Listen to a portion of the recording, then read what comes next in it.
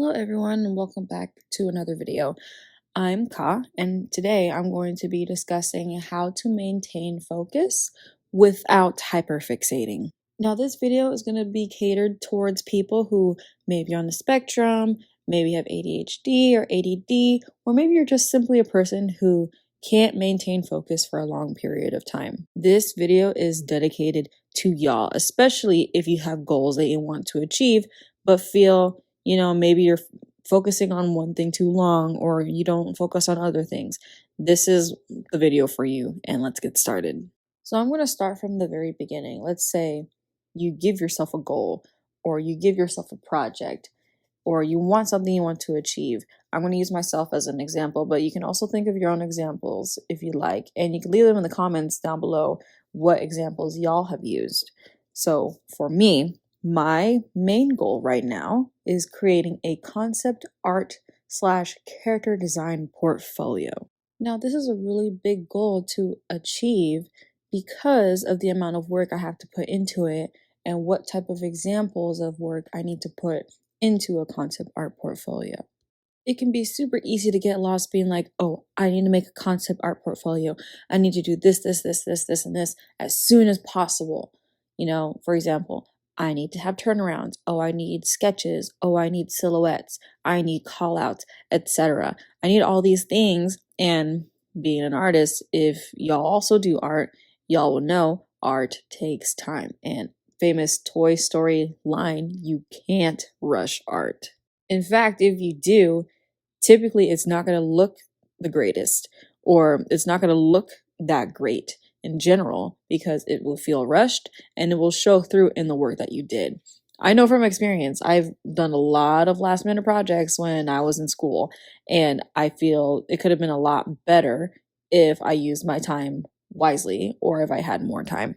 But besides the point, so that is my main goal. And it's exciting because it's like, oh, I know what I need to do. I want to get on it. That's basically how my mindset is. And maybe y'all can relate to that.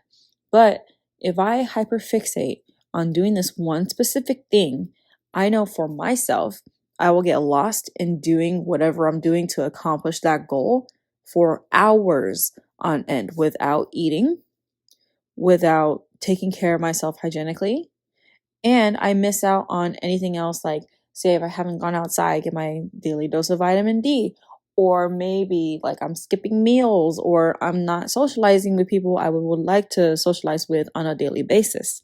If this sounds like you, I do know that I have a few strategies that I'm going to be discussing in this video that might help you and also keep me on track as well. So something that I keep in mind whenever I do start a new project, or I'm going to do something that is brand new and fresh and exciting to work on, I'm going to set miniature goals in between that main goal. Again, I'm going to use myself as an example. What would that look like? Well, my main goal is to complete a concept art portfolio. But as I mentioned before, I need to do this, and whatever. I break it down. Okay, what is the first thing that I need to complete in general? That would be concept sketches or rough sketches. And that will be my first goal to complete instead of thinking I need to complete this big thing as soon as possible. And again, it doesn't need to be art related at all. It could be completely mundane, everyday sort of things. For example, oh, today I need to clean the house.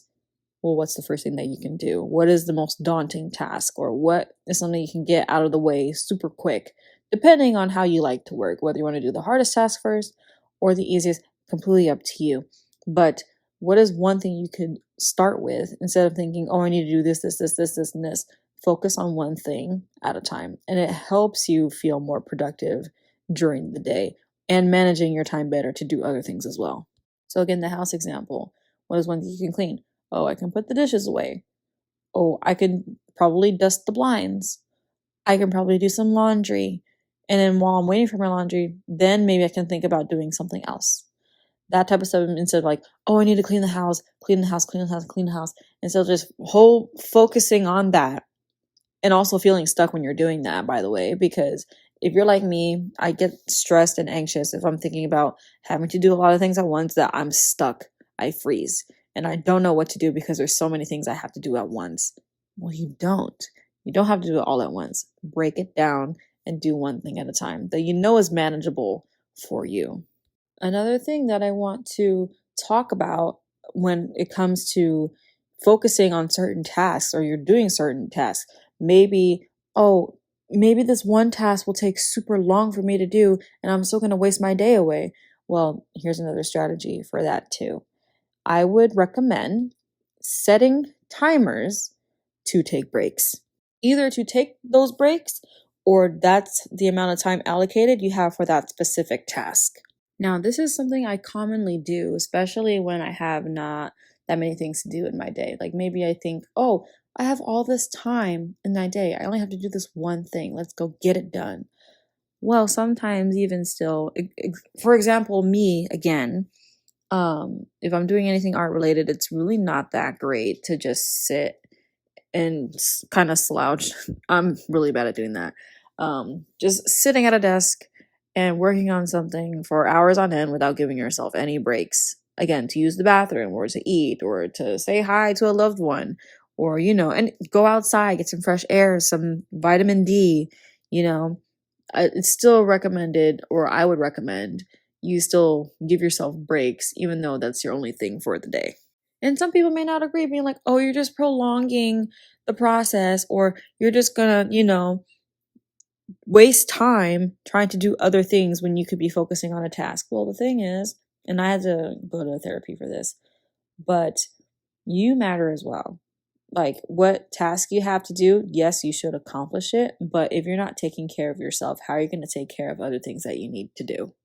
And I am a huge advocate for taking care of yourself before anything else happens, because if I'm not in the right state of mind, and maybe some of y'all can relate to this, but if I'm not in the right state of mind, nothing is getting done. I'm too worried about what I could possibly do to de-escalate or thinking about other things that aren't necessarily as important as a task that I need to complete, if that makes sense. So while yes, not everything is getting done that one day you may have off to just complete things, however, it is better in the long run to set timers and breaks for yourself while working on the specific thing, if possible every day or throughout the week. So at least you feel you're still accomplishing this, you're also taking care of yourself, and it's moving along nicely. Ideally, that's what you would want to think or do.